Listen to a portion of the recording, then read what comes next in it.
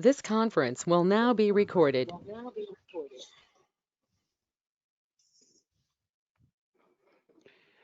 All right, so today we are going to cover cost management. Um, Yeah. And of course, maybe quality also. We'll try how much we can cover. So Yes. before moving on to the cost management, let us recall as usual whatever we covered yesterday. So yesterday mainly we covered with the schedule management. So schedule management is basically developing the realistic timeline. So coming to the processes, we are having 6 processes. The first is plan schedule management. The output of that particular process is schedule management plan. So that will give the guideline how to carry the rest of the processes within the schedule management knowledge area. So the output of that process is schedule management plan. That is a subsidiary plan that will become part of the project management plan. Then we have to define the activities, that is breaking down the work packages into activity level. So you can use decomposition rolling wave planning technique. So the outputs are mainly activity list, activity attributes, and milestone list. And then we have to sequence the activities based on the dependencies, based on which comes first, which comes next. So there are 3 main techniques. One is the dependency determination and integration. Then we have to go for precedency PDM, that is a precedency diagramming method, and leads and lags. So dependency determination, we are having 4 types of dependencies: external, internal, mandatory, and discretionary. So mandatory is something whether you like it or not, we have to follow. And this discretionary is based on the preferredness. So you can do that. And then you will be having options in the discretionary. And then we are having the other thing, external dependency. External is something which you don't have any control over it. And then internal is which we are having control, or it depends on internal environment. So based on that, we can have 4 types of combinations also, like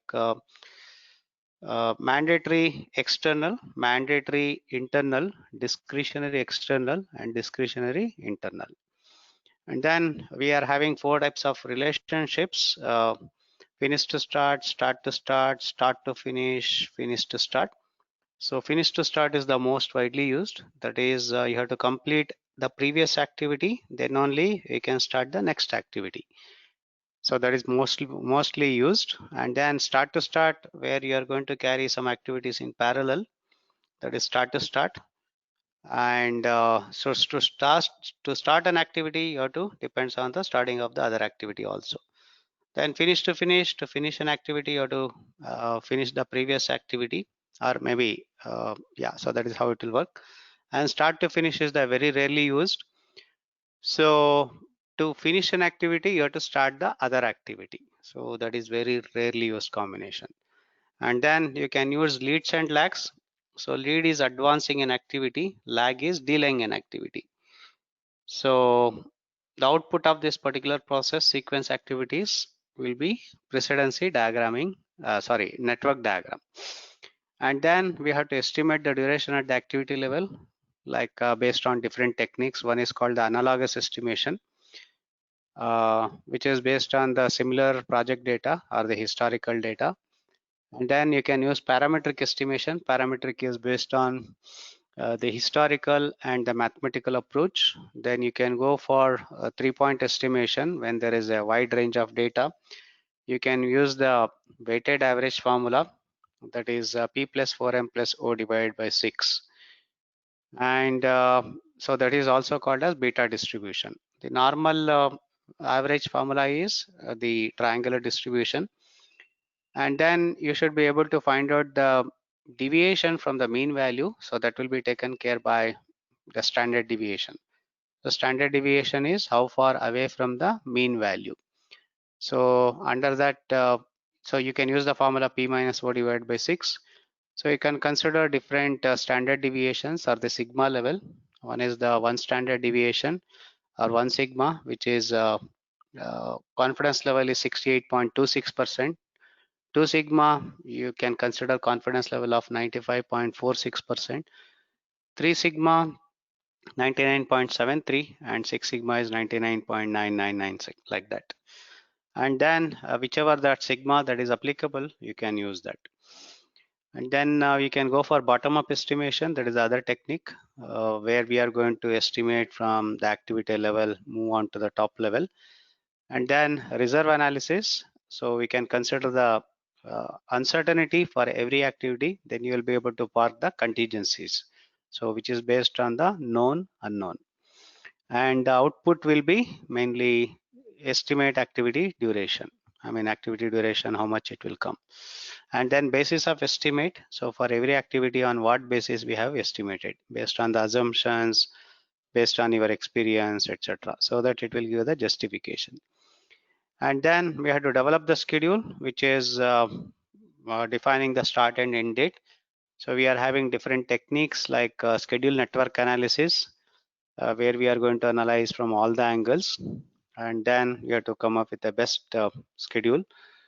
And then we can use resource optimization. If any of the resources being allocated, if they are being utilized excessively, then you have to trim down.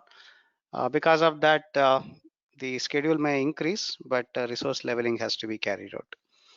And then you can consider data analysis. Under that, we are having simulation and the what if scenario analysis. Under the simulation, you can use Monte Carlo simulation. And then critical path method, that is the longest duration path in a given network diagram. So that itself will become the duration of the project. And while calculating the critical path, you should be able to observe which of the activities can be delayed. So that will be calculated by a concept of float. So you can use forward pass, backward pass, and then you should be able to find out 4 variables: early start, early finish, late start, late finish. And then you can calculate the activities which can be delayed without affecting the end date of the project, which is also called as total float. So you can use the formula LS minus ES, LF minus EF. Then we are having schedule compression. Under that, there are two techniques. One is the crashing, the other one is the fast tracking. So crashing is adding the resources, the cost increases, and fast tracking is carrying out the activities in parallel. So here the quality deteriorates and the risk may increase. So whichever suitable, you can use those techniques, maybe combinations also. So the output will be, one is the main thing is schedule baseline. So that will become part of the project management plan with contingencies. And then we can have the other project documents like schedule data, then project calendar, and then we are having the other thing, schedule data, project calendar. Then you can have, so one more output is what we are having, project calendar, schedule data, project schedule. So project schedule is having the milestone start, Gantt chart, all those things. So that is about the planning. And then we are having control schedule. So control schedule is monitoring the progress of the project. So we to track the progress of the project against the baselines and plans. If any deviation, we have to go for corrective and preventive action. Once again, using compression techniques, adjusting the leads and lags, utilizing the resource optimization techniques, etc. Okay. So 6 processes, the first 5 comes under the planning and the last comes under monitoring and controlling. Okay. Okay, so let us move on to the cost management. So if you are having any questions, please let me know. So I used to have some, I think we'll cover it in risk management, the basically the two concepts on reserve analysis, the contingency reserve and the management reserve. So probably we'll cover that in the risk management chapter, right? Once again, yeah, no, we are going to cover once again in the cost management now. Okay, yeah. Yeah. Okay, thank you. So just give me a minute, I forgot to switch on my laptop charger. Give me a minute. No problem, yeah.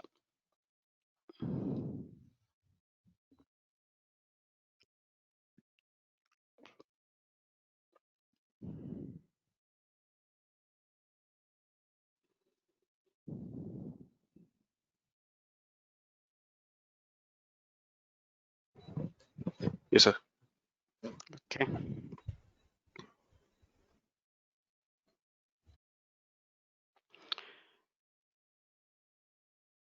Okay, so the next is about the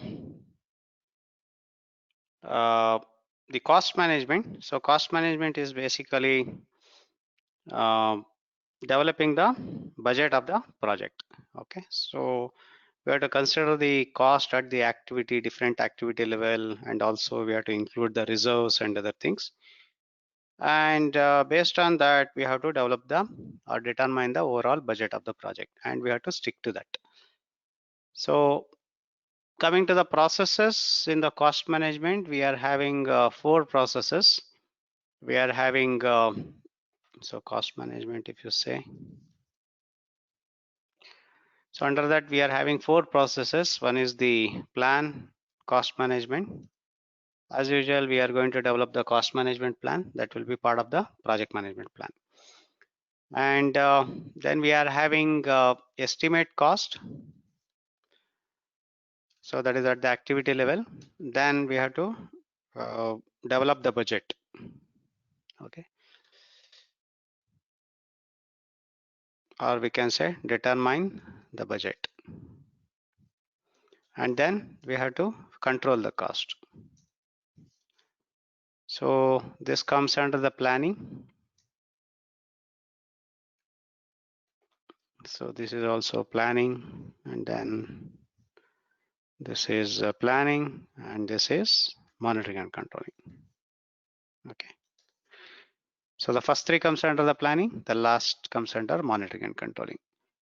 So as usual, plan cost management will give you the guideline into the output as cost management plan.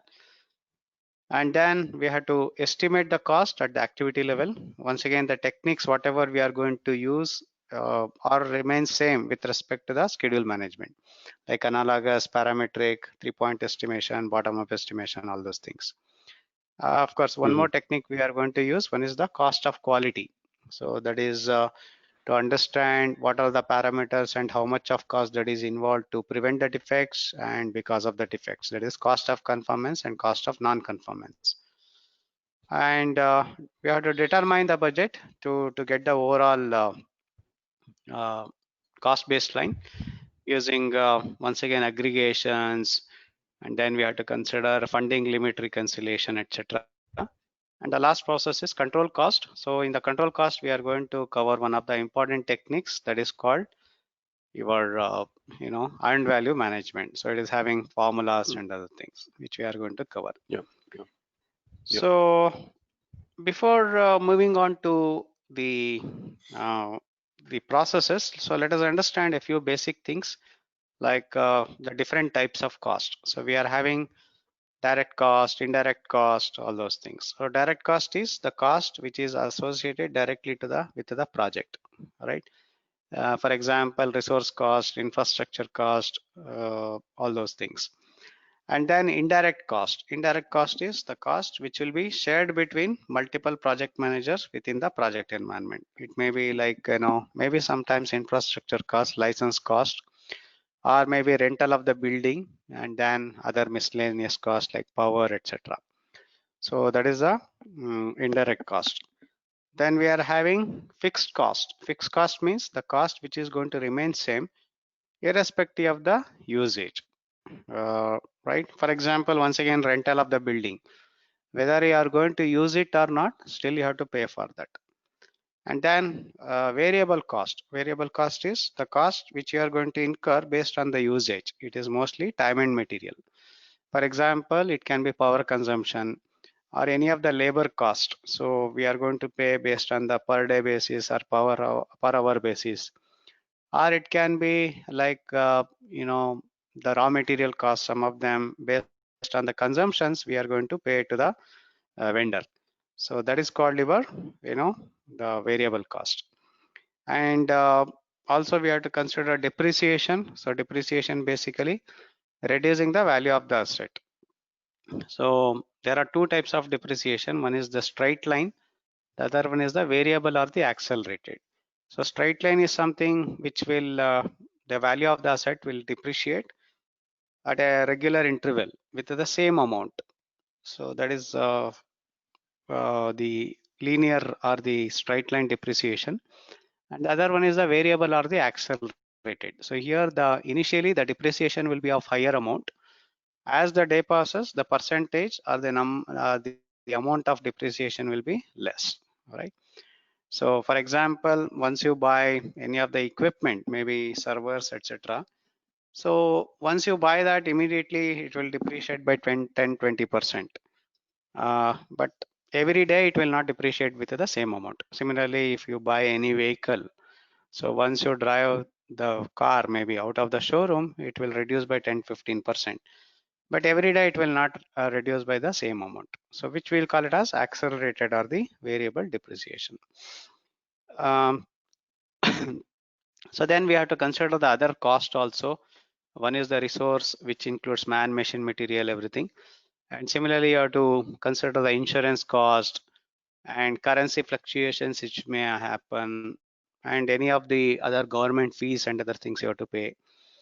And also communication cost. So if you are working with the stakeholders who are spread across globally, then you may have to consider maybe some special equipment we have to buy for the communication. Because of the maintaining the confidentiality, you have to go for extra firewall, or maybe sometimes the language may be a barrier, so where we have to go for translators, or maybe the communication model, all those things. So these are all important. And apart from that, you have to consider the motivational factor, correct? Like, reward award system, then team building activity, providing the training, right? So, and also we may have to consider, we have to keep it in your mind, the financial management, whatever we covered, that like NPV, IRR, all those things, right? Everything has to be kept in your mind. So all those things has to be considered when we are doing the cost planning and then controlling. So that is the basic.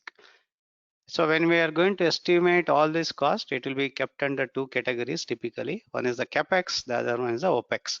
CapEx is capital expenditure and OpEx is operational expenditure. Okay. So these are the basic things which we have to understand when we are going for the cost management. Yeah. Okay. So let us understand one by one as usual. So the first is plan cost management.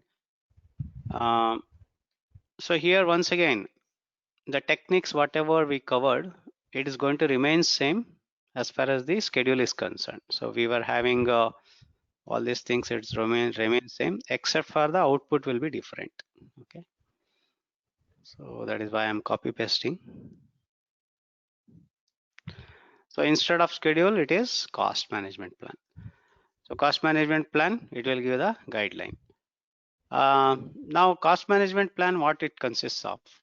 So one is that as usual, the frequency of reporting and what is the stakeholder tolerances, and also currency, whatever we have to use it for tracking and reporting, and also accuracy. Accuracy is basically contingencies, whatever we have to use it for the baseline, and that is also called as accuracy. Then we are having the other one is called precision. So precision is basically after the decimal, how many points we should be able to measure, or maybe we should report. For example, we have to round up, round down, let us say we have spent about 88.6 cents, for example, $88.6, sorry. So then we may have to upgrade it to 89, right? Or if it is anything below 50 cents, it can be below number, like that. You have to set a ground rule so that everyone will be reporting the same manner. Otherwise, it will become a problem for accounting or budgeting or tracking, etc. So that is a precision point. So one is the accuracy. Accuracy means exact value or within the range where we are measuring. Precision is basically the after the decimal, how many points we should be able to measure it. So that is called precision. So that has to be set as a guideline in the cost management plan. And also tolerance, we know that. So the other one is threshold. So threshold means it is like a saturation point where we need the management attention, or maybe the management will take a serious action. Okay. And the rules of the performance of the earned value management. So for example, what is the frequency, and how do we say that a particular percentage has been completed? If you say 20% is completed, what is the meaning of that? 20% is against what? It is the work and the timeline, everything we have to have a track of it. So that is called rules of the performance of the earned value management measurement. So these guidelines has to be captured in the cost management plan, and that will become part of the project management plan. Okay. So we got one more component. So if we go back to the project management plan.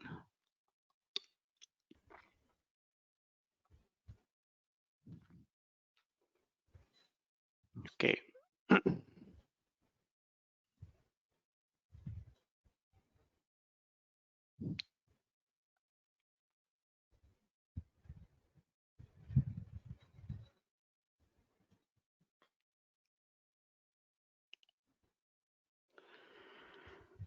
Okay, so the next process is about estimate cost. So estimate cost is at the activity level. So once again, we are going to use the inputs like project charter, and then project management plan, which is having all the subsidiary plans. Then we are going to use project documents, so which is nothing but your risk register, all those things. Okay, and then EF and OPA as usual. And coming to the techniques, it's going to remain same, like analogous, parametric, whatever we covered earlier, right? So analogous, parametric, all these estimation techniques will be used. And apart from that, we are going to use one more is called cost of quality, COQ. So what is the meaning of cost of quality? How much of money that is required to prevent the defects, and how much of money we have to incur because of the defects. So under this, we are having two parameters. One is called the cost of conformance and cost of non-conformance. Okay. Okay. So cost of conformance is how much of money that is required to prevent the defects, and how we are going to make it happen. For example, it includes maybe testing, then documentation, review of the activity, or maybe the document, code walkthrough, or it can be like, you know, calibration of the equipment, and then training. So these are some of the parameters which can be used to prevent the damages. So which will call it as cost of conformance. Now, in spite of doing all these things, there can be some defects. There can be internally or from the customer. Then we have to fix it. We have to rework on that. And there can be some wastage of material, scrapping of the material. There can be business loss. There can be liabilities, warranty cost, recall. So all those things will be called as cost of non-conformance. So cost of non-conformance is because of the cost of poor quality. Yeah, please. Cost shouldn't be warranty on the cost of conformance? No. You see, warranty, what happens is that if something happens, some damage happens, then what happens is typically Right. we are going to replace, right? Of course, we are going to Yep. include that as part of the billing. We know that, you know. Yes. See, there are two things. It's a good point, actually. One is that when a consumer or a customer is going to buy the product, we are going to give some warranty, all right, which is Correct. a built-in. Correct. Apart from that, if he is going to extend the warranty, let us say next after 2 years, 3 years, then he is Additional, going yeah. to pay for additional. So it all depends on the situation, but at least the first guarantee or the warranty, whatever we are going to provide to the consumer or the customer, that has to be borne by the organization, right? So Correct. that is the main. So my question was like that warranty. So you presume that the system may let's say we give a 1 year warranty after the product is installed or commissioned, whatever. And the cost of, so assuming that there will be some problem, we build a cost for the product in our costing. Okay. When you are doing a proposal. So my question was whether this comes under cost of that cost for warranty, comes under cost of conformance or cost of non-conformance? Yeah, cost of non-conformance. Okay. Cost of non-conformance. Yeah, because that is because see, warranty, when it will come, why he will come back to us? Because there is some problem, right? Defect, yeah. It's a defect. So we have to replace, or maybe we have to work on that at our own cost. Because the customer is not going to pay for that, right? So that is Right. because of it's a unnecessary cost for the organization. So that is why it is comes under the cost of non-conformance. Okay.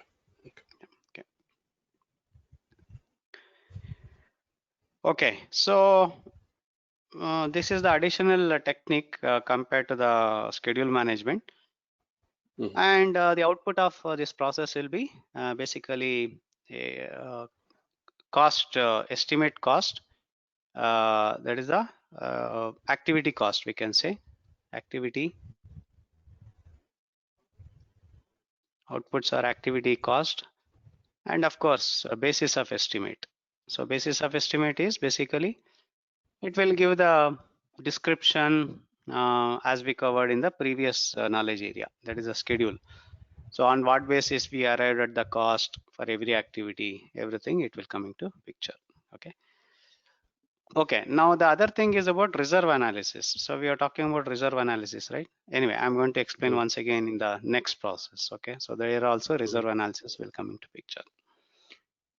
So the next process is about determine budget.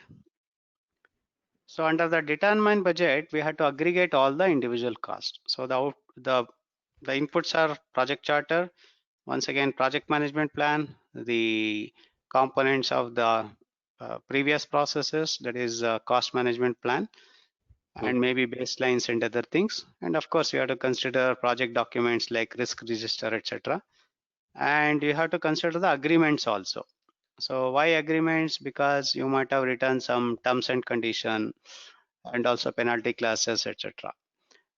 So that will be helpful in developing the overall budget of the project. Okay. Now coming to the techniques, one is the cost aggregation,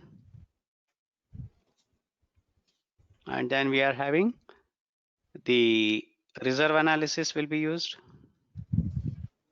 and then we are having funding limit reconciliation, and then financing, and then historical information review. So these are the main techniques, and output will be, one is the cost baseline,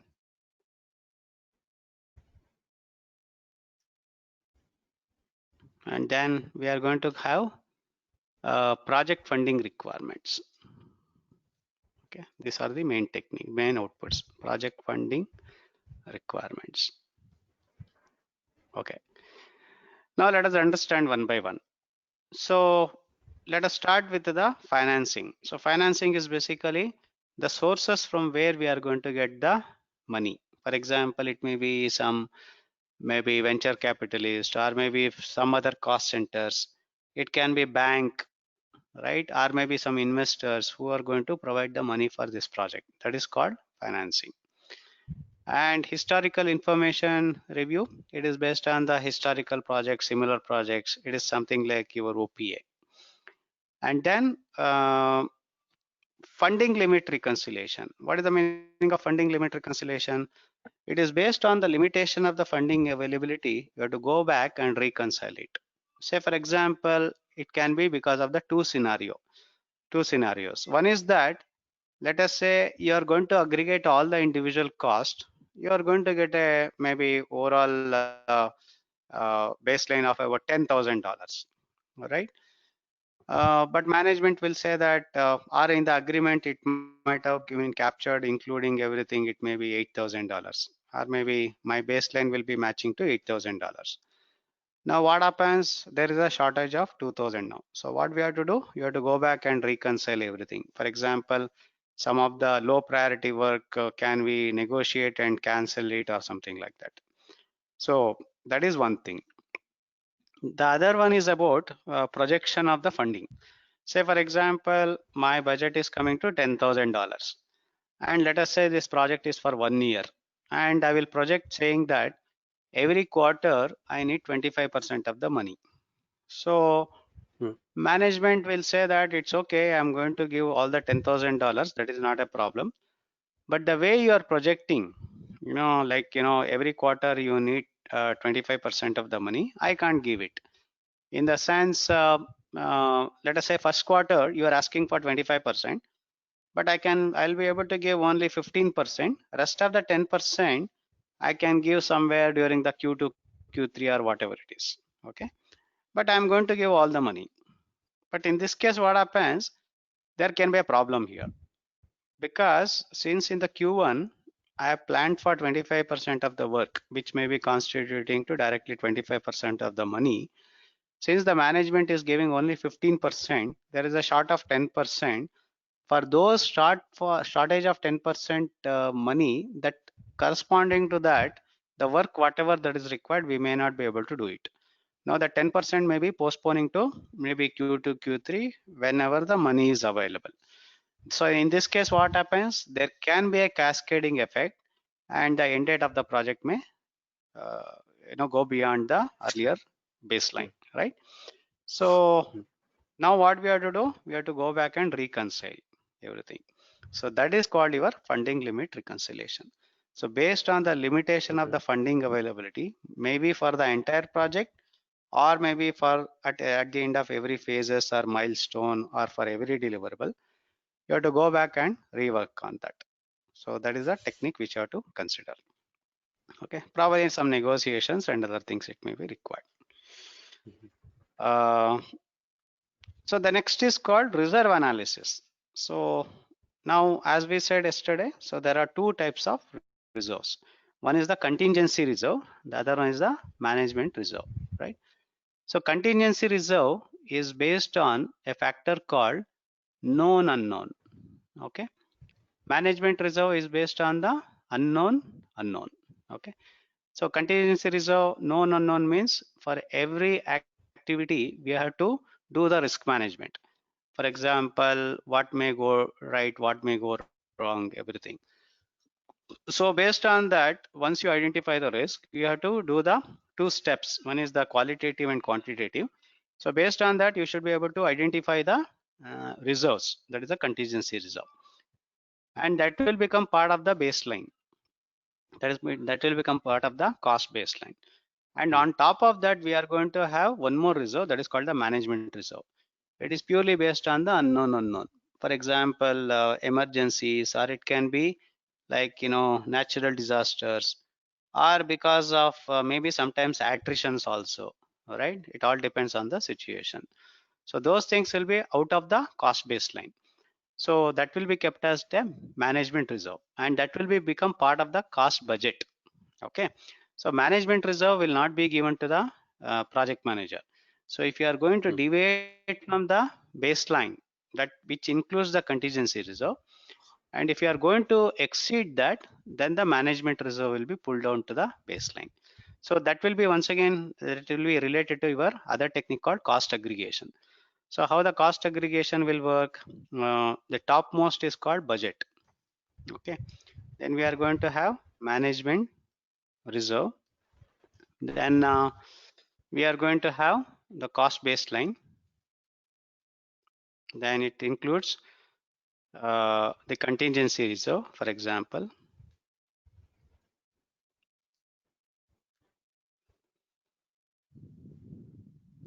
Okay, so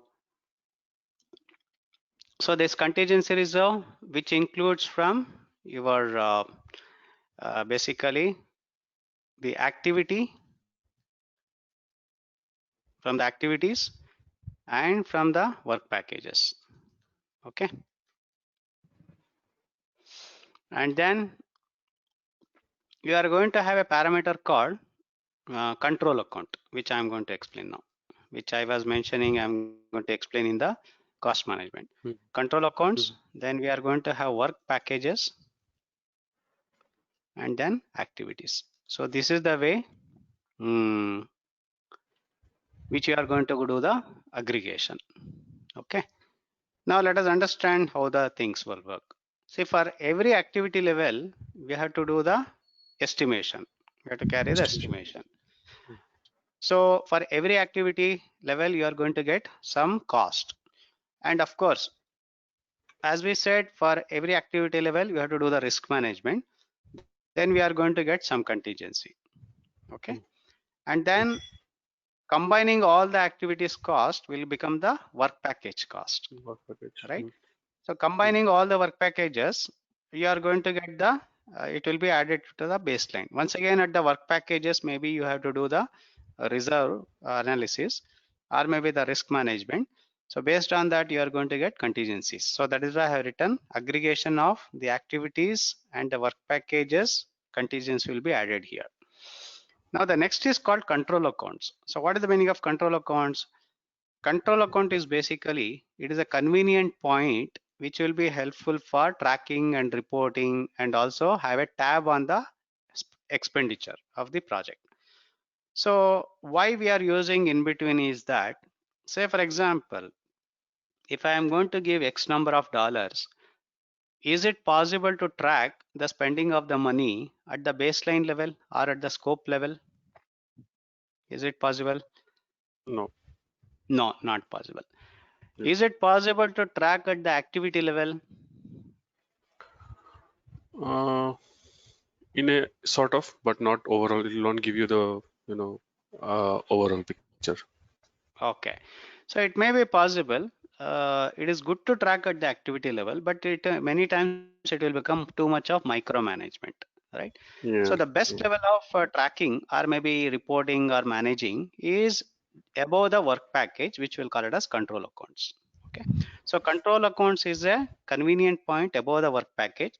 How you can define the control account? For example, every deliverables can be a control account, or every phases of a project can be a control account. So it based on your convenience you can define. So control, let us say for example there are 10 work packages. So how it will work is you can have as many control accounts as possible as per your convenience. So what I'm going to do, let us say I'm going to have 3 control accounts now. So control account number 1, control account number 2, control account number 3. So then I am going to have control account number 1 under that work packages 1, 2, 3.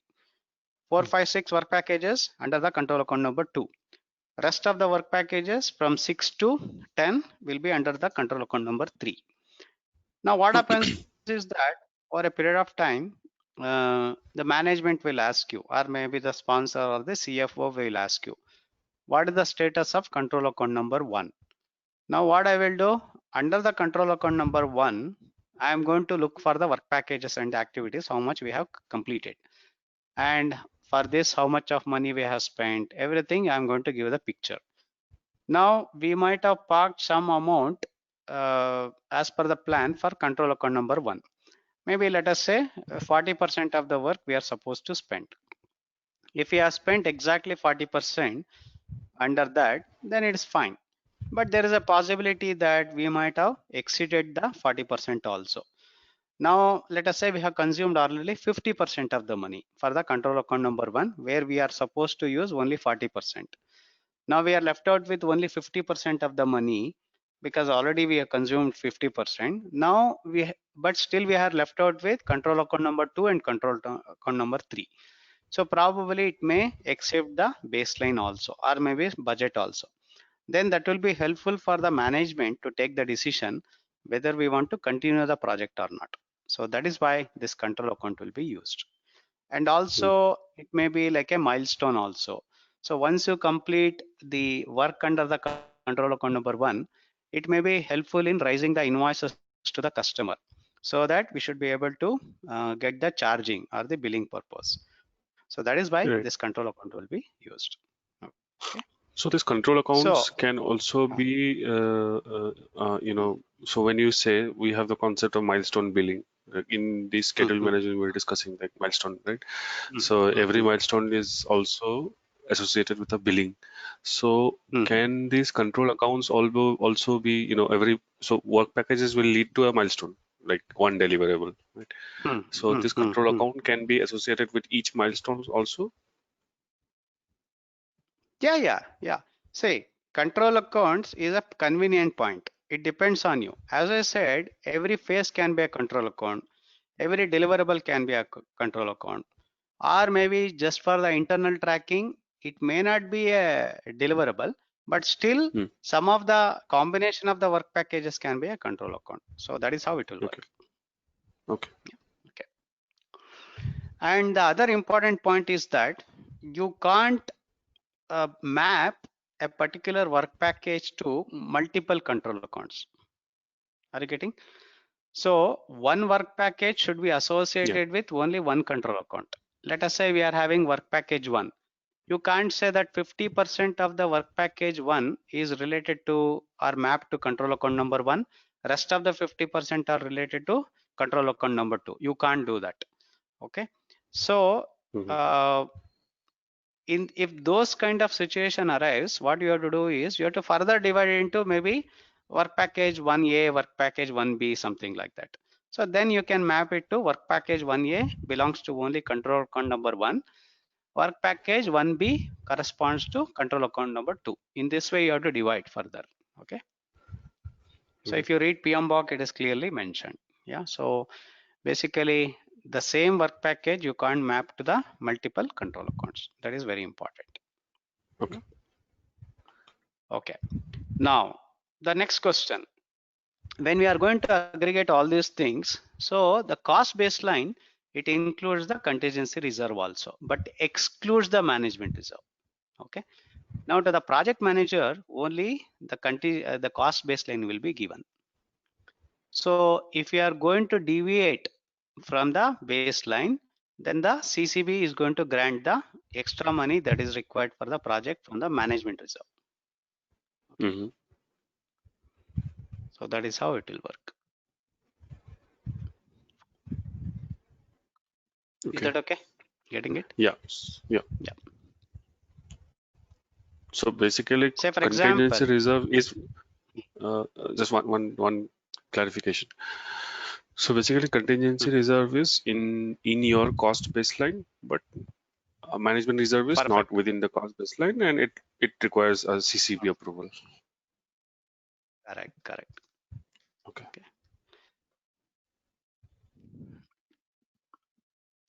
So this is the only money that will be given to the project team, and this is like a red.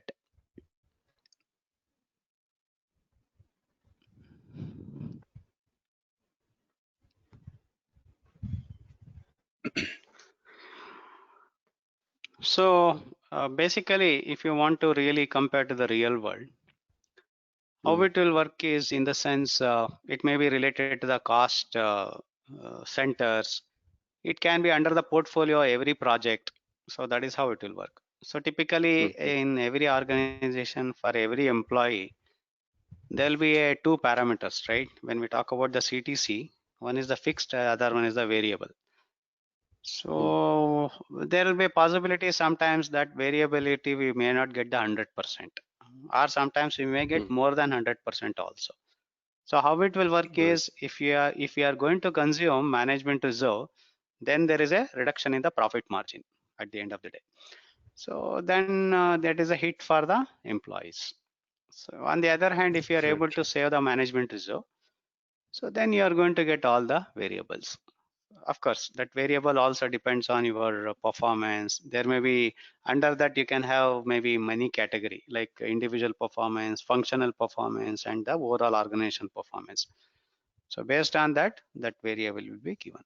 But all these things will be ultimately related to that. Okay.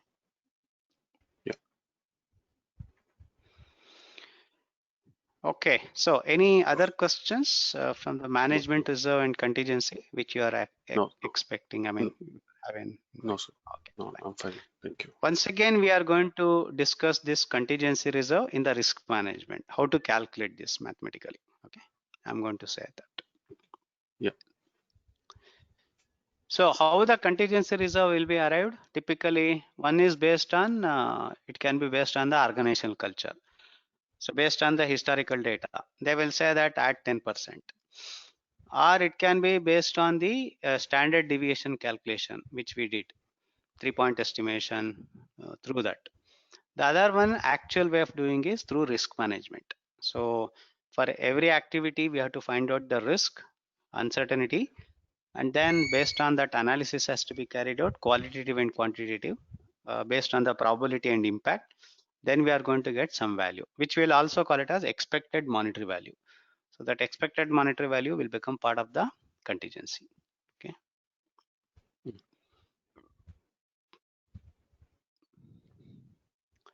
So we got all the baselines now: scope baseline, schedule baseline, and the cost baseline. Cost baseline.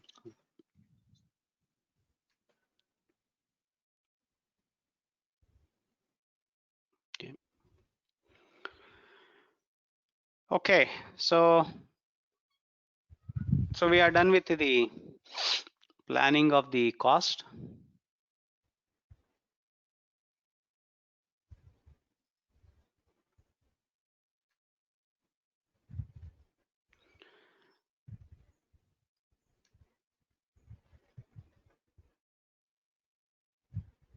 So now the last process is control cost. So control cost is part of the monitoring and controlling. Here, as usual, as we said, project management plan will be always an input, and then project documents,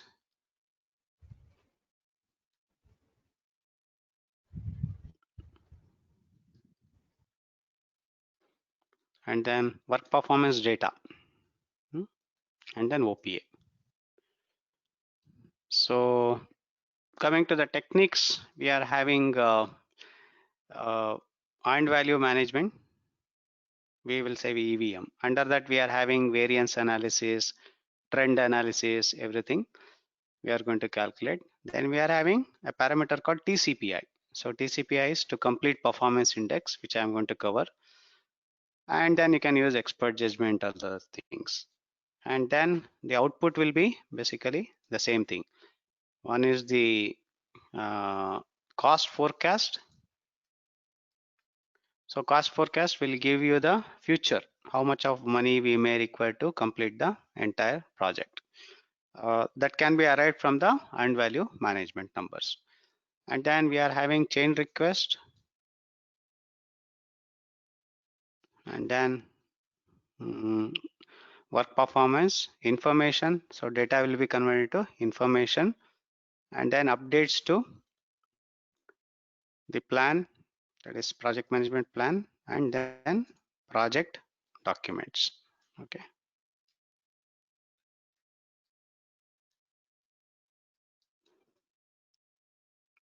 Okay. So just to mention this process definition. So control cost is part of the monitoring and controlling under the cost management knowledge area. It will be helpful in tracking. So at any given point of time, we are going to track the progress of the project in terms of the money, work, and schedule. And we are going to compare with all the baselines from the project management plan and against the different documents. And then we are going to get the data. So what is the data here? It is a raw data. It includes how much of worth of work we are supposed to complete, how much of worth of work we really accomplished, and what is the money we have spent. That is the data. And the data will be compared with the baselines using the earned value management. Then we will be able to get the variances and anything, if anything is there. And that will be helpful in raising the corrective and preventive actions chain request. And then work performance information consists of the schedule variance, cost variance, etc., etc. And then once you get the approval from the CCB for the chain request, Then we are going to update the plans and the documents. Okay, so this is how the overall process will work. So now the technique which we are going to use is called earned value management. Okay, so let us talk about earned value management. So what is the meaning of earned value management? It is a technique that is used at any given point of time, and we are going to measure the data, and we are going to compare this data with respect to the plan. And if everything we are okay, fine. Otherwise, we have to go for the corrective and preventive action. So that is why this technique called earned value management will be used. So to understand earned value management, fundamentally, we have to know three parameters. One is called the earned value. So I'll say EV. And then we are having planned value. And that is called PV. And then actual cost. So AC. Okay. So what is the meaning of earned value? It is basically how much worth of work we have accomplished. So earned value is how much of worth of work we have accomplished as on day. So that is nothing but your earned value. Planned value is how much worth of work we are supposed to complete as on day. Say for example, we are supposed to complete 50% of the work. That 50% of worth of work is nothing but planned value. Let us say we have accomplished 60% of the work. So 60% is nothing but actual, that is the earned value. So 60% of worth of work with respect to the overall budget, we'll call it as earned value. Now to complete this 60% of the work, let us say we have spent about X number of dollars.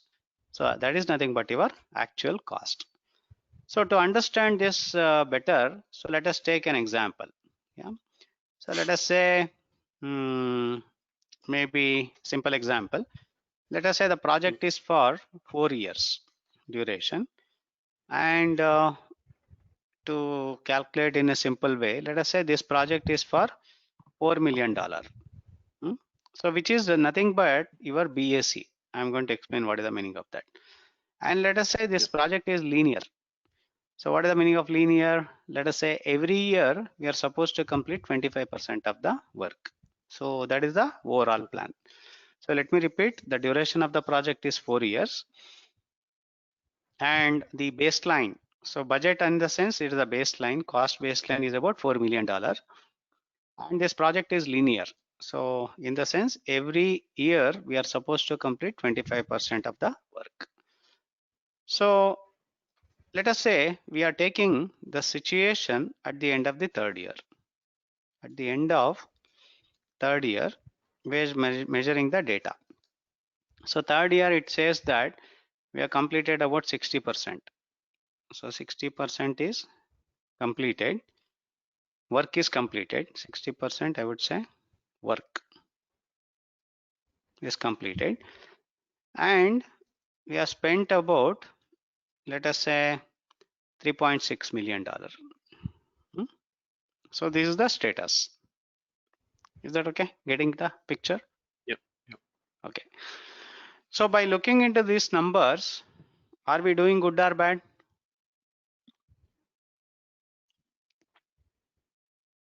We are, I mean, looks like we are behind the planned schedule. We are not doing good, right? We are not doing good both in terms of the cost and the timeline or the work. So to understand how much we are not doing good or how much there is a variance, so for that we have to go for the earned value analysis. So that is under that we are having a technique called variance analysis. To understand the variance analysis, we are having two parameters. One is called the schedule variance. So which is SV, and then cost variance, which is CV. So schedule variance is the difference between earned value. So schedule variance is earned value minus the planned value. So the difference between how much of worth of work we have accomplished minus how Which is much planned. worth of work we are supposed to complete. Yeah. Hmm. Whereas cost variance is the difference between the earned value and the actual cost.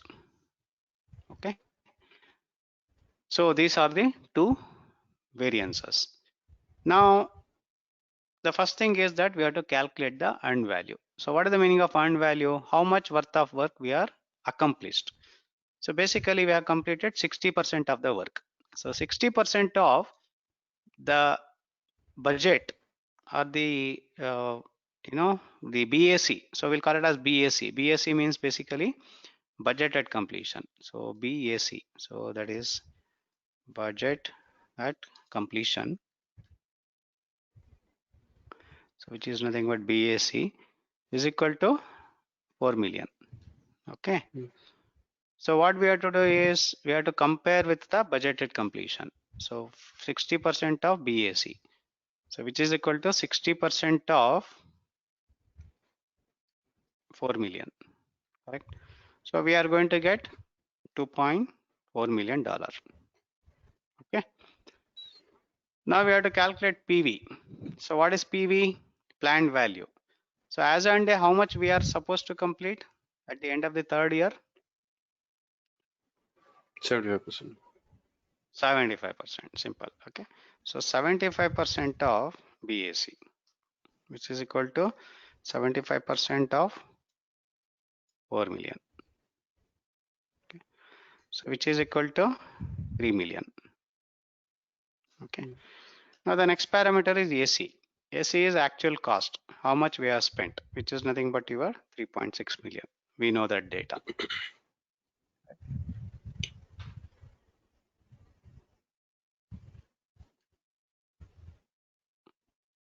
Okay. Now it is simple. So we have to subtract. So EV minus PV is minus $0.6, right? Yeah. And this is minus $1.2. Okay. So what is the meaning of this? Basically, the variance values ideally should be 0. Yeah. So if it is positive, we are good. If it is negative, we are bad. So when we say schedule variance is negative, we are behind the schedule. If the schedule variance is positive, we are ahead of the schedule. Similarly, cost variance, if it is negative, we are over budget or we are overspent. If it is positive, we are under budget. Okay. So cost variance positive means under budget, negative means overspent or the over budget. Schedule variance positive means we are ahead of the timeline, and negative means we are behind the timeline, behind the schedule. Okay. So when we say SV is equal to minus 0.6 million, we are behind the schedule worth of work because we are comparing this schedule with respect to the work, with respect to the money. So it is worth of work $0.6 million we are behind. Similarly, when we say cost variance is minus 1.2, we are overspent by $1.2 million. Yeah. Is that okay? Have you got the picture? Yeah. So far? Yep. Yeah. Okay. Yep. So now there are two more parameters we have to understand. That is the performance indices. One is called the schedule performance index. Schedule performance index. So which is the ratio of, we'll say SPI, which is equal to EV by PV. And then cost performance index, which is CPI, which is the ratio of EV by AC. So instead of difference, you have to make the ratio. So instead of EV minus PV, here we have to make it as EV by PV. So instead of EV minus AC, we have to make it as ratio. Okay. So it talks about the efficiency basically. So EV by PV is, EV is 2.4, PV is 3. So it will come to about 0.8. And then this will be 2.4 divided by 3 is 3.6, which is 0.66. So what should be the ideal value for SPI CPI? It should be 1. So the difference should be, ideal value should be 0, but the ratio should be 1. So if the ratio is less than 1, we are bad. If it is greater than 1, we are good. So here in this case, when we say SPI is 0.8, the meaning of that is we are progressing at the rate of 80% of the originally planned value. So that is the efficiency. We are supposed to progress at 100%, but we are progressing at the rate of 80% of the originally planned value. Similarly, CPI, when we say 0.66, we are earning only 66 cents for every $1 we are spending. So we are supposed to get $1 back for every $1 we are spending, but we are earning only 66 cents for every $1. Or we can say for every $100 we are earning only $66. Okay, so that is the meaning of that. Okay. Right. Okay, so this is about the fundamentals of the earned value management. Yeah. Now the question is that we have to take the decision what we have to do with this project. So shall we continue this project or not? All right. So what may be your decision? You want to continue this project or not? If you continue, then it will obviously go over budget and over the scheduled timeline. So correct. We should So stop the project. So there are two ways of looking into this. One is that, I think it is too much. We have already exhausted under the thing. We have to stop. On the other hand, if you look into the other side of the coin, anyway, we have spent about 3.6 million and we have covered about 60%. This may be a business critical project. Even if you are going to do under loss, for example, there is a possibility that if we complete this project, we may get more business in the future. So there are multiple ways of looking into it. So you will go to the management, they will say that, okay, we will continue the project, no problem. Whatever happened, forget about it. Let us take this as a learning. In the future, we are not going to make any mistake. So that may be the intention. But the question is that now we are not able to complete the project within the leftover money and with the leftover work which is supposed to be completed. So we are left out with 40% of the work and we are left out with only $0.4 million. So obviously considering all the numbers, we will not be able to complete within the $0.4 million remaining. So what we have to do is we have to ask for extra money. So the extra money may come from the management reserve. Okay. So for that, we have to go for a parameter called forecasting. Okay. So we have to go for forecasting. We have to project how much of money that may be required. So to consider the forecasting, we have to go for a parameter called EAC. So what is the meaning of EAC? So we have to calculate EAC, ETC, and VAC. So the first thing is EAC. EAC means estimated completion. Estimated completion. So estimated completion means to complete the entire project, how much of total money that is required. Okay. To complete the entire project, how much of total money that is required. It is something like revised baseline. Are you getting? Here's a like revised BAC. Okay. Now to calculate the EAC, we are having 4 different flavors. Okay. 4 different conditions we have to consider. So let us understand one by one. One is EAC is equal to BAC divided by CPI. So what is the meaning of this? Basically, if we are going to continue the project at the same rate, that is the same current variances. So what is the meaning of that? For every $1 we are spending, we are going to earn only $0.66. Okay. If this is the situation, if it is going to continue for the remaining work, how much of total money that is required? Are you getting? Okay. Okay. So to continue the project at the same rate, that is the same efficiency from the cost point of view. So where we are going to end up? So how much will it will come? BAC is 4 million divided by 0.66. So that is 2 by 0.33. Roughly you are going to get about $6 million, 6 point something. Let us say 6 million. So this equation is used when the current variances to continue. Okay. So this equation is used when the current variances to continue. Okay. So now the next consideration is that, let us say so far we have done a bad job.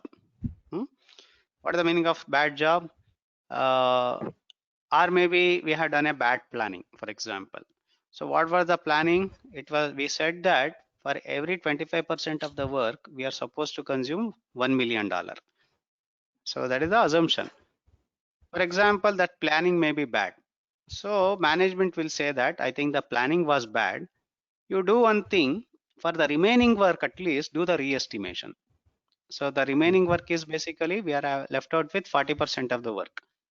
At least for the 40% of the work, do the re-estimation. Sit with the experts. Even we also going to join.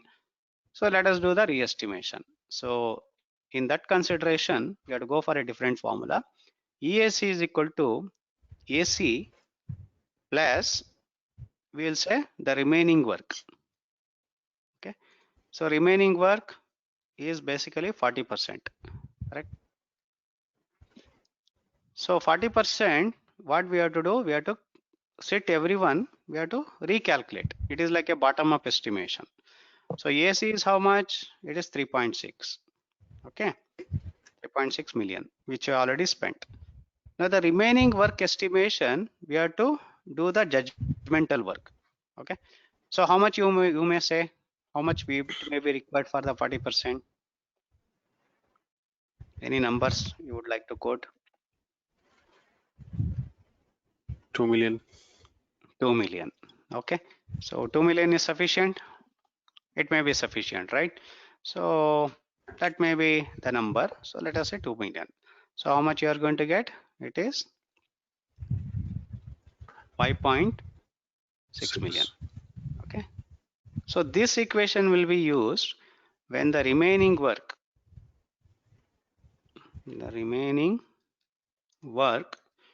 to be re-estimated. Okay.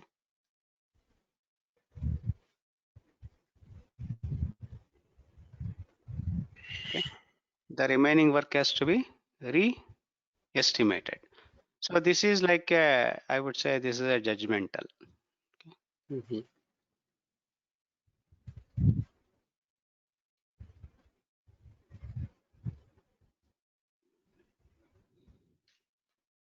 This is like a judgmental. Okay, is that fine? Yeah. So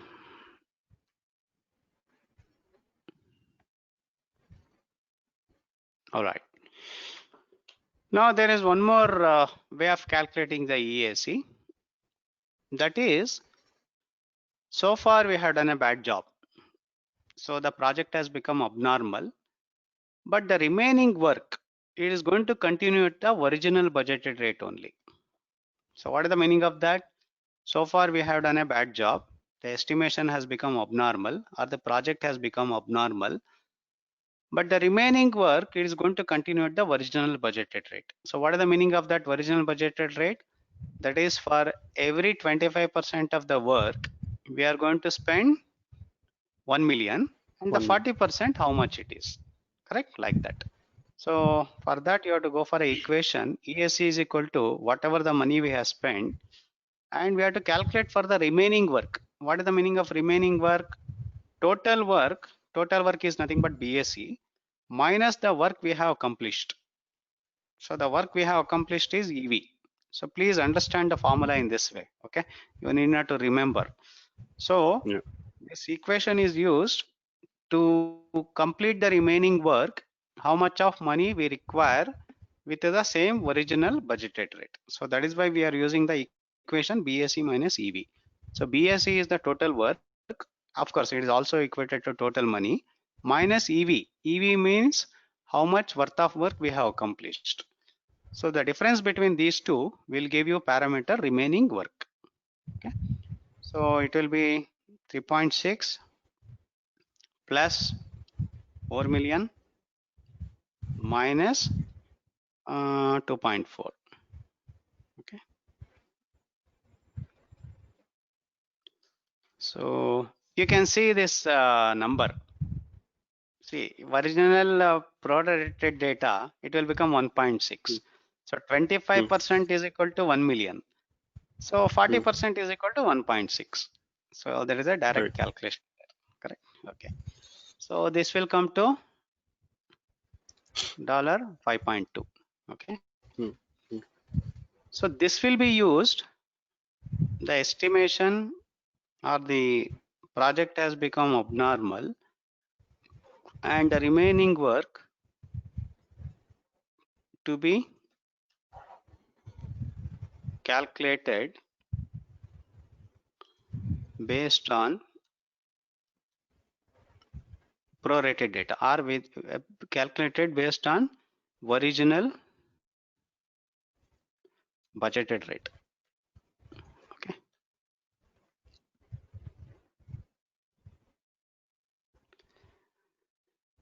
Is it okay? Yep. Okay. Now, one important thing is that, see, in these three equations, we may not be able to complete the project on time. It may extend. It may go beyond the 4 years. Let us say the management will say that, I don't know what you are going to do. We have to complete the project in 4 years only. Okay. So because we already committed to the customers and other things. Otherwise, they may impose heavy penalty class and other things, or maybe the reputation of the organization, everything they will say. Now, for that, and then they will say, you say me how much of money you require. I am ready to give. How many resources, how much of money, whatever it is. So for that, you have to go for a different equation. ESC is equal to AC, whatever we have already got it. We have to consider for the remaining work. Remaining work is BAC minus EV divided by, we have to consider both the performance indices. One is the SPI and the CPI. Okay. Okay. So if you look into the equation earlier, whatever the first three equation, we never consider the any of the schedule parameter. Okay. Now I am considering the schedule parameter also here. Are you getting?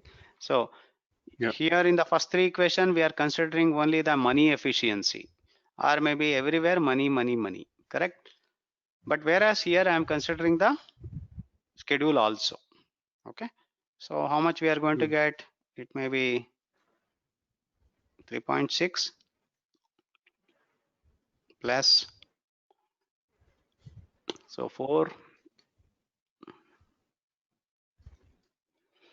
minus 2.4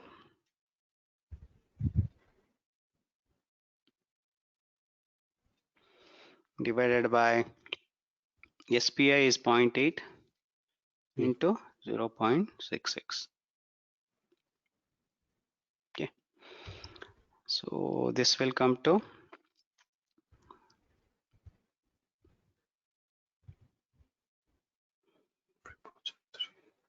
6 point.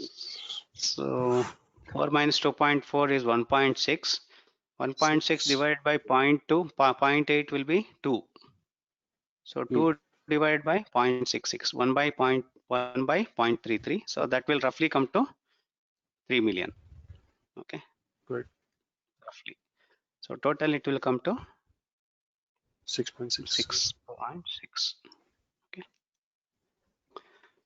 So if you compare to the first three equations, the last equation is having the highest EAC. Why? Because we have to complete the project on time. If you want to complete the project on time, what happens? You require additional resources, more resources, which is equal to more money. Okay. So this equation is used considering both schedule and the cost performance. Okay, or we can say the timeline is committed, okay, to the customer or whoever it is. So these are the four different equations which are used to find out the forecasting, which is nothing but estimated completion. Is that okay? Yep. So from the examination point of view, whatever I have written in the red, those are the basically the keywords. Okay. So based on the situation, you have to go for the right equation. Formula. So yeah. Formulas.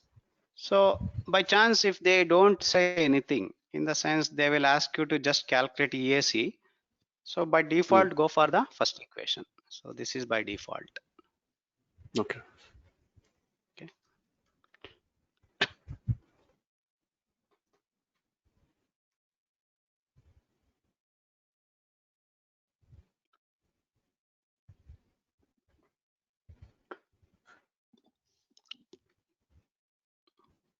Okay. Now let us calculate the other two parameters, ETC and VAC. So what is the meaning of ETC? ETC is basically estimate to complete.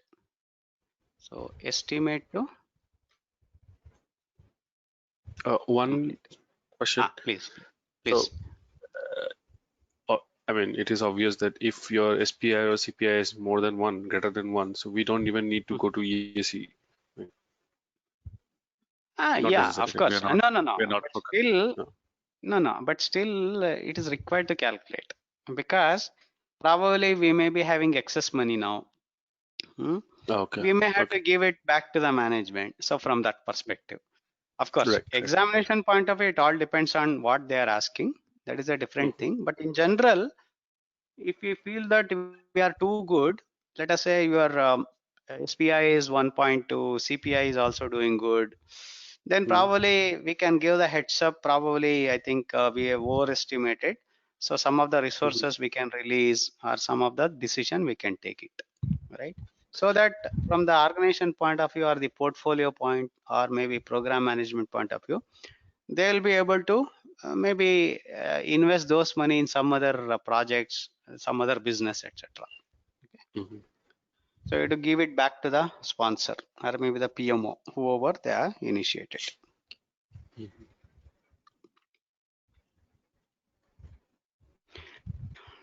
Okay, now ETC. So what is the meaning of ETC, estimate to complete? That is basically to complete the remaining work, how much more money we require. So ETC is to complete the remaining work, how much more money we require. So how to calculate that? So with respect to the new money, ETC is equal to EAC minus AC. Okay. So to complete the remaining work, how much of more money we require, considering the new budget. So for example, if you consider 6 million as the new budget, so how much it will come? It will come to 6 million minus AC, which is 3.6. Okay, so it will come to $2.4 million. Okay, so this EAC is this EAC. Okay, so how we are getting 2.4? Basically 2 million extra. That is earlier we are having 4 million.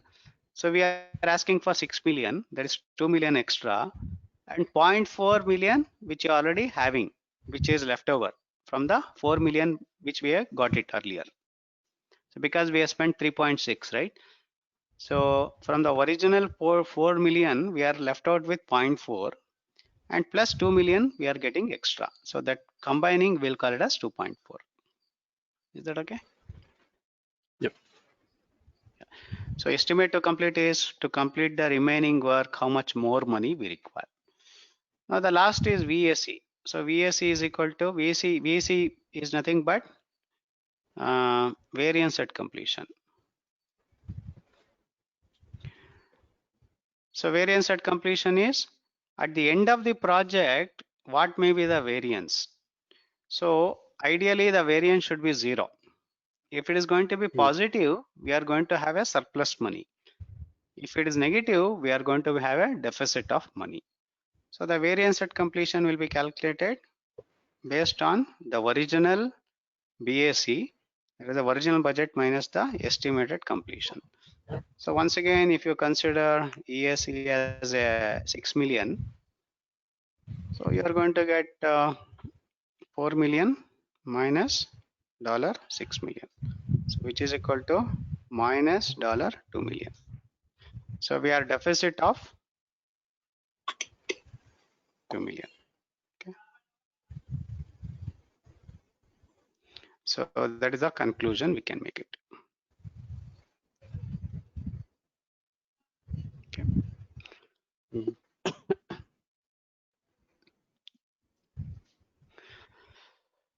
Okay. So these are all basically the variances and the forecasting. Okay. Now there is one more parameter which you have to calculate. Okay. Now whatever we calculated the schedule variance and the cost variance, it is, I mean, mainly schedule variance and the SPI. Okay. It is with respect to the money. We have equated money and the work, correct? But whereas schedule variance and the schedule performance index, it may be required to calculate from the schedule point of also, right? So we may have to calculate from the schedule point of also. So for that, there is a additional earned value management, which we'll call it as expansion of the earned value management, okay, which has been introduced newly in the 6th edition. So how it will work, expansion of the earned value management. So instead of we'll call it as expansion of EVM. So here the schedule will be measured, okay, measured in terms of the timeline or the schedule variances, variance and performance indices or performance index, I would say, measured in terms of in timeline. Okay. So for that, what we have to do, we have to calculate, you have to replace the formula schedule variance is equal to ES minus we would say 80. Then SPI is equal to ES divided by 80. So basically you have to replace EV with ES, PV with 80. So what is the meaning of ES? ES is basically earned schedule. ES is earned schedule and 80 is actual time. Actual time. Okay. So how we can do that? Let us say I'm going to take an example.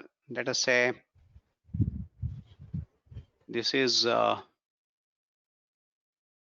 graph. Okay.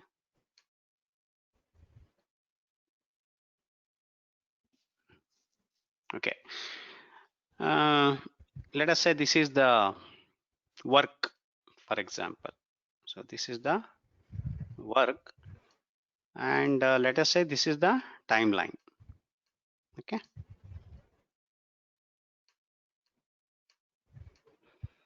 So this is 1 year, for example. This is 2nd year, and this is the 3rd year, and this is the 4th year.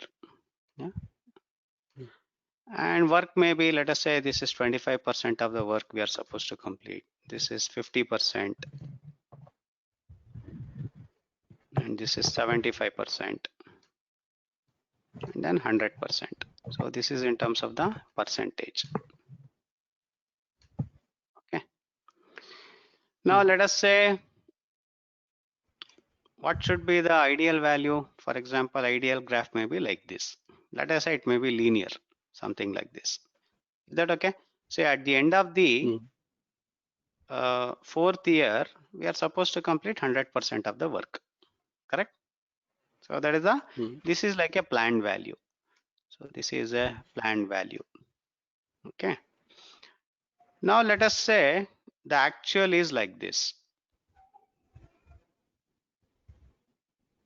Actual maybe something like this, for example. Okay, something like this. So this is the actual. So red line is the actual.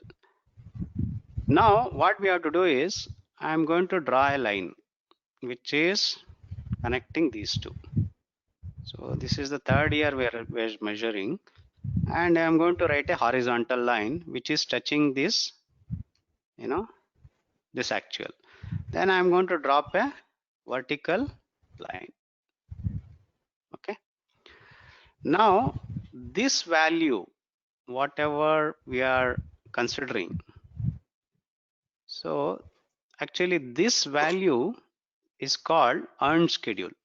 So this is called ES. Okay. And but we have spent how much? Already 3 years, correct? So this orange will be called as the actual time. Are you getting? Actual time is basically this one, but whereas earned schedule is only this much. Now when you match to this graph, so what will be the actual time? Actual time is basically 3 years, correct? Yes. Whereas your earned schedule is 2 years, correct? Yeah, earned schedule is 2 years. Now if you look into the equation, how to calculate is basically, so let me push this maybe to the next one.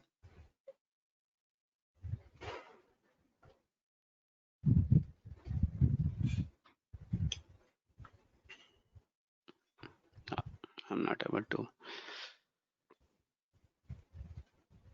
Okay, what I will do is I'm going to take the snapshot of this.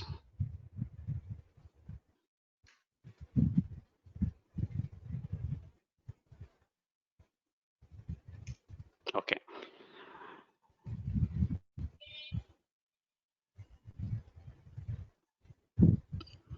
Okay, so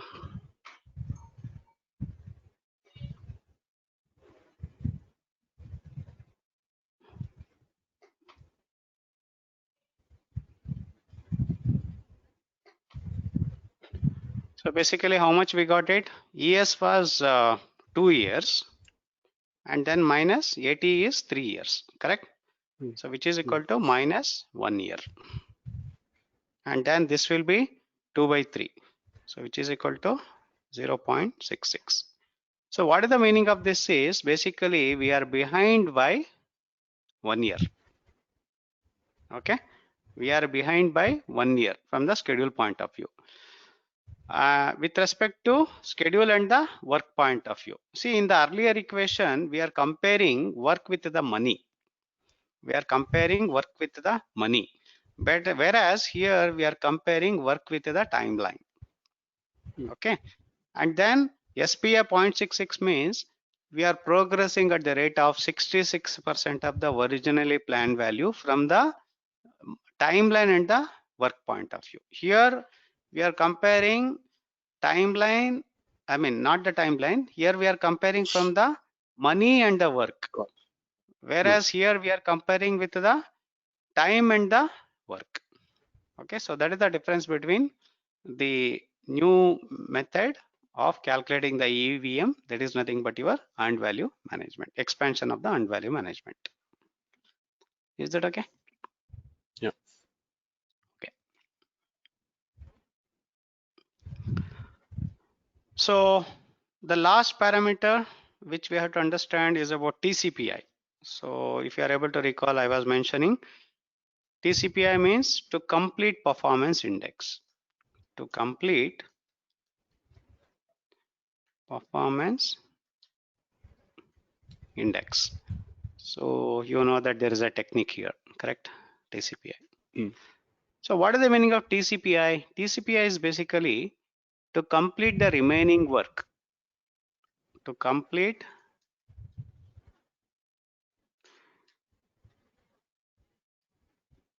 remaining work with remaining money. At what rate we need to progress? So that is the calculation which you have to do. Okay. So to complete the remaining work with the remaining money, at what rate we have to progress? So how we can calculate TCPI is equal to remaining work is basically BAC minus EB, the same way we explained earlier. Okay. So total work is BAC minus the work which I have accomplished, that is EV, will be giving you the remaining work divided by remaining money. Total money minus the money which I have spent. Correct? That will be the remaining money. Are you getting what I am writing? Remaining work is total work minus the work I have completed, which is EV, is equal to remaining work divided by remaining money. Total money minus the money which I have spent. So BAC is nothing but your work and the money. Correct? Total money, total work, which is nothing but your BAC. So how much you are going to get? BAC is $4 million minus EV is 2.4, right? Divided by 4 million minus $3.6. So which is equal to 1.6 divided by 0.4. So we are going to get 4, right? So what is the meaning of this 4? 4 is basically at what rate we have to progress. In the sense, for this means to say that for every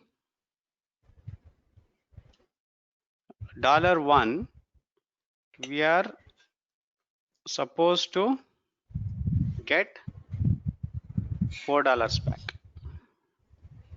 Okay, that means to say that it is like 1:4. For every $1, we are supposed to get back $4 back. So that means to say that probably we may have to complete the work with the overtime. So you have to ask the people to come on Saturday, Sunday, or maybe extra timeline. So or we have to say that you work for 32 hours. I'm going to pay you only 8 hours job. Or you work for 8 hours. I'm going to pay you only 2 hours job. So that is a 1:4. Is that okay? Suppose if the management is going to give the new money. So with respect to the new money, that is the EAC. How to calculate the EAC? So for that we have to use this formula. TCPI is equal to the same equation, whatever we are having. So only thing is that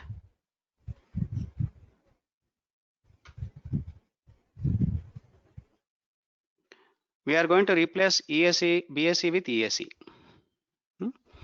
So what I have done is to complete the remaining work with the remaining money, considering the new budget.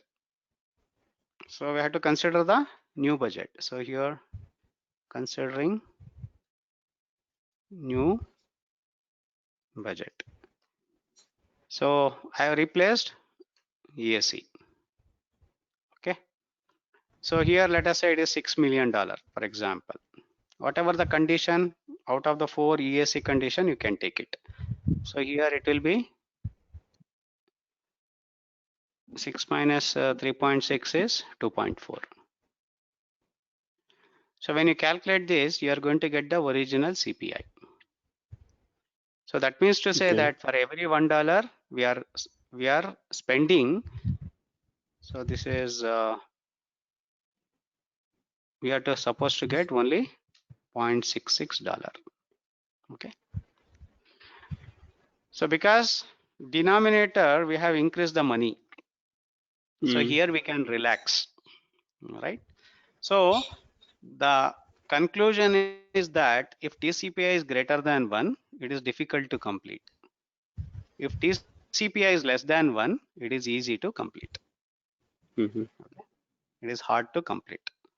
So that is the inference which we can do it. Okay.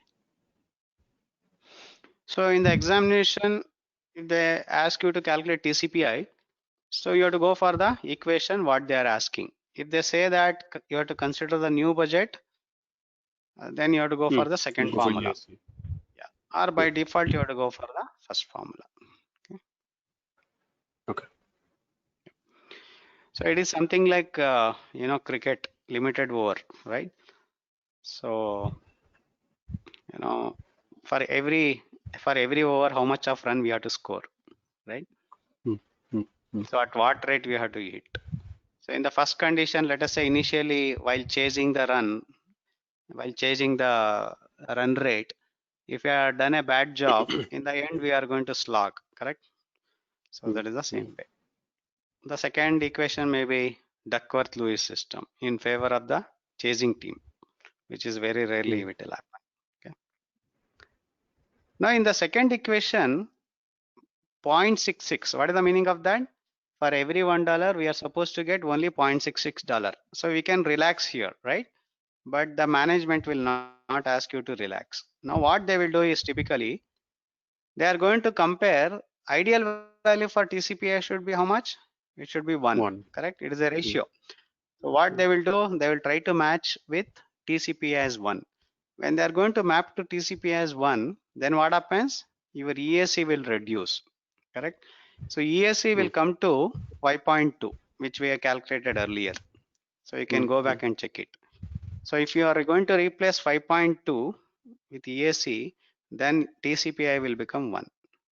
So 4 minus 2.4 is 1.6 divided by 5.2 minus 3.6 will be 1. So 1 divided by 1 will be 1. So that will be the ideal condition. So in this sense, if you are going to get 6 million, maybe it is equated to maybe 8 resources extra. So when you map it to 1 as TCPI, then you are going to get maybe about maybe 6 resources or something like that. So that is how the negotiation will happen.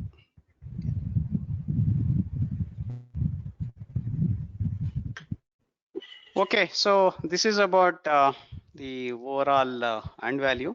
So when we are talking about the output of this particular process called forecasting, so cost forecast is nothing but your EAC, ETC, VAC, all those things. Okay. Okay. Yeah. Okay, now let me ask a few questions related to this. Let us say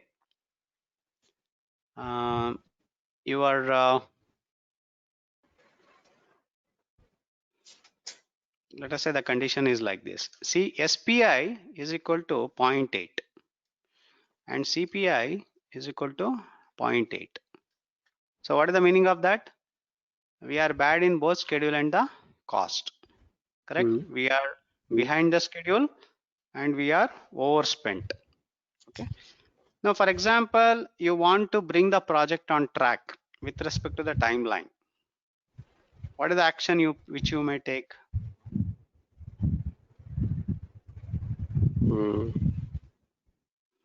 I want to bring the project on track, that is schedule. With respect to the schedule, what action we may require?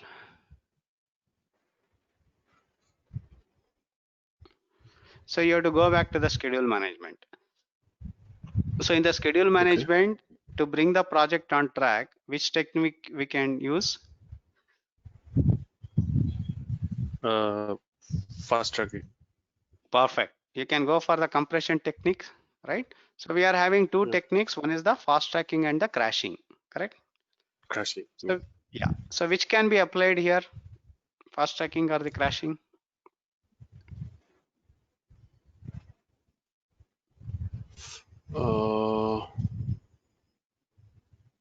Fast tracking, I think. Fast tracking. Okay, why not crashing? So because crashing is basically with regards to resources, and fast tracking Correct. is regards to the timeline. Perfect. Okay. Yeah, that is okay. But when we do the crashing, what happens? We are going to add the resource, but we are More already resources. bad in money, right? So better to go for fast tracking. Of course, fast tracking we can't force it if possible, because we can't do the sequential activities forcefully in as a parallel. So that will become too much of cost to the organization later point of time because of the rework and other thing. But that is the ideal condition. Okay. Now on the other hand, if SPI is equal to 0.8 and CPI is equal to 1.2, so here we can go for the crashing, right? Because we are good in money. We are good in money. So instead of crashing, I mean, instead of fast tracking, you can go for crashing. Okay, that will balance. On the other hand, if SPI is equal to 1.2 and CPI, let us say it is 0.8. So what you will do? Basically, we are good in schedule, but bad in cost. So what may be the option to balance both of them?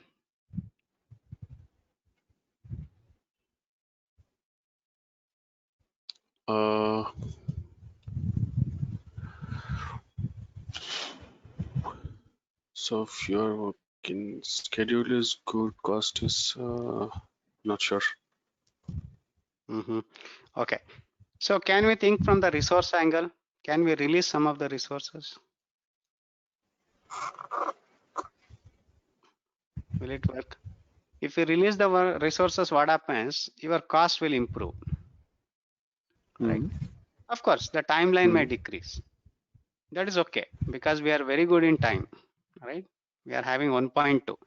So when you release the resource, your work, the timeline will slowly start coming down. Right. Yeah. Right. So that is the way you can balance it. So this is nothing but integration. So when we talk about the integration, the project manager has to balance each and everything, right? So these are the options which you can look for.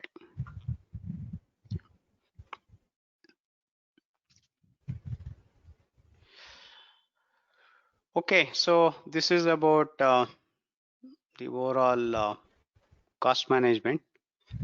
So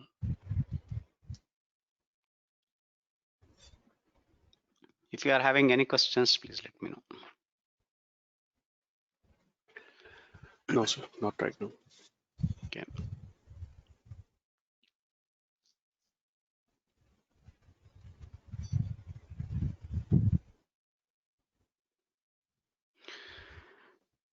Okay, so I'm going to send you this sheet, of course. I'm yet to send the exercises which I said yesterday. I'm going to send some exercises, and also I'm going to share some of the questions and other things. You can have a look into it. Maybe we are going to cover as we move on. Okay. All those things. Okay. So the next topic is about quality. I think quality, once again, I need the flow. I mean, okay, but of course, it may not be a very big lesson like whatever we covered. So the next lessons are very small, like, you know, quality, resource, communications. Risk is a little lengthier. Risk we have to understand. Procurement also somewhat okay. So stakeholder is a small lesson. Okay, so probably we can meet in the next session about quality. So in the next session, we are going to plan to cover the quality as well as the resources. So Okay. from the quality, I'm going to cover mainly the quality tools. That is important from the examination point of view mainly. And then resource also, mainly tools and techniques. And then let us see how much we can cover, both of them. We should be able to cover in one session. And then communication stakeholder, once again, it's a very small thing. So that can be combined along with the risk management. And one more session, maybe procurement and the back to integration, rest of the things we can take up. Okay. So this is session 4, right? Session 4. Ideally. Okay. So another maybe 3 sessions we should be able to cover. Okay. Okay. So this week we are not going to. Yeah. So this week, tomorrow and after, I'm completely occupied. So the whole day. Okay. And then, of course, weekends also I'm occupied. Saturday, Sunday. So Monday, I think I don't have anything. I will look into the calendar. So I will send an invite. Okay. And also I'm going to send the other questions, whatever I mentioned, so that we can discuss maybe here and there. Okay. Okay. All right. Yeah. Okay. So if you don't have any questions, we can conclude today's session. So thank you so much. Have a good day. Have a nice days and weekends also. Please take care of yourself. So we are going to meet tentatively on Monday. Anyway, I'm going to send an invite. Send me Thank an you so invite. much. Yeah. Yeah. Thank you. Okay. Thank you, sir. Bye.